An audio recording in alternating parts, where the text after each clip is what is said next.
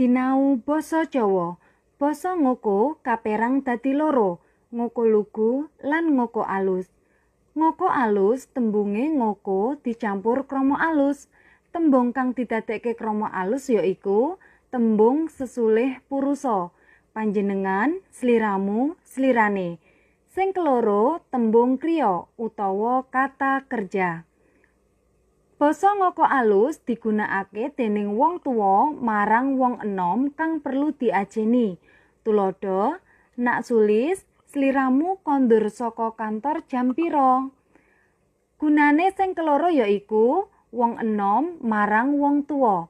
Tulodo, Mbak Yu, kapan panjenengan arep tindak menyang Surabaya? Sing ketelu, kanggo ngajeni wong sing digunem.